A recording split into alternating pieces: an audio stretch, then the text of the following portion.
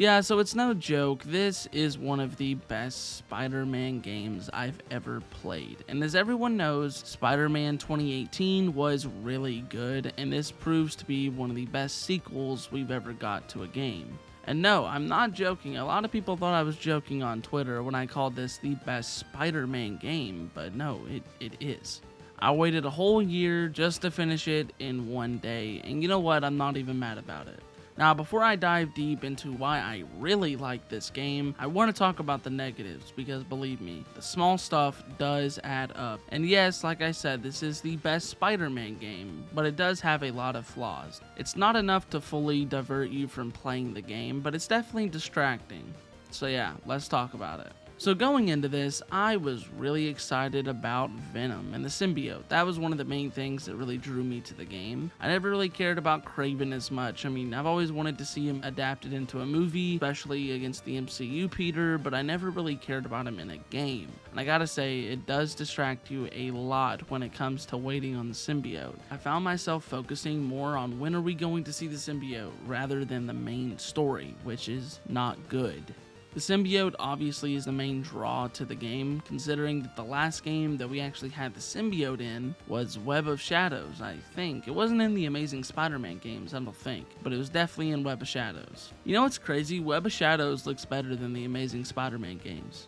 But this game does adapt the whole Venom aspect very well, but it sucks that it takes so long to get to the best part of the story. And I'm not saying that Kraven's bad, because you do end up actually finding out his motivations, and it's actually pretty interesting. Now, I say one of the biggest complaints that I have about this game is the fact that Miles is very dull.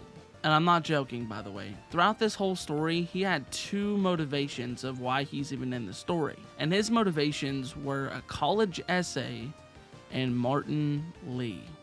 Now, I understand the whole Martin Lee storyline, and I do like it, especially near the end of the story. However, I do not like the fact that he has to skip out on missions to do a college essay. That's the whole reason that he's not with Peter halfway throughout the story, is because he is doing a college essay. That's really stupid. And I gotta be fair at pointing stuff like this out, because Insomniac could have done way better than that. Now also, I do not like the addition of the wings in this game. It's pretty stupid, personally. They only were utilized once throughout the whole game, and then you just have them for the rest of the game. And that was at the very start, by the way. They only use it like one time in the story. That's pretty stupid. And now, if that wasn't the worst thing in this game, it definitely has to be Mary Jane. And no, not as a character, even though Peter and her are like polar opposites and don't make sense at all throughout the story, it's mainly the Mary Jane levels. Yes, you play as Mary Jane even up to the last mission. You play as Mary Jane throughout some of the more interesting things, but they use Mary Jane more in the main story than Miles, and I'm not joking about that.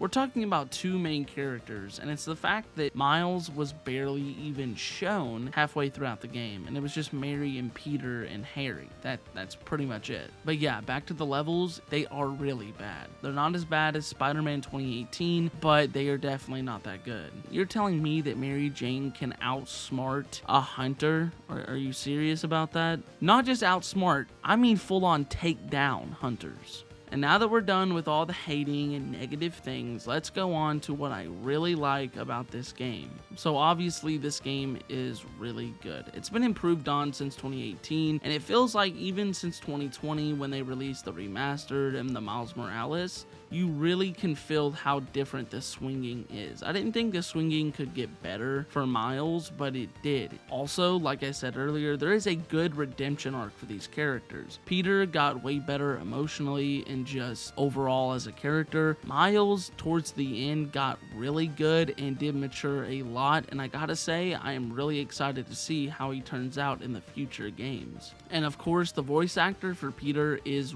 really good. Yuri Lowenthal really did have an amazing performance. He really does take it to a newer level. I'm not joking, this is like a really good performance throughout this whole game, and even the evil Spider-Man voice acting is really good too. He really did put on a really good performance, and I gotta say, I'm really glad that he is the definitive Spider-Man for Insomniac.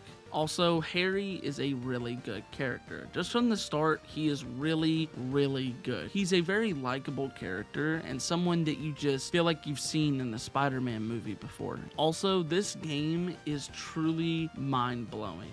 The graphics, the details, everything just looks amazing. Now, I know a lot of people said that the open world was kind of weird and just wasn't very interactive, but I kind of find that to be the opposite. It's not only 2 times bigger, but for people to say that it's not very good open world wise, I feel like that's kind of stupid. This is nothing but an improvement on Spider-Man 2018 and Miles Morales. And for what it is, I think it's the best Spider-Man game we've ever had.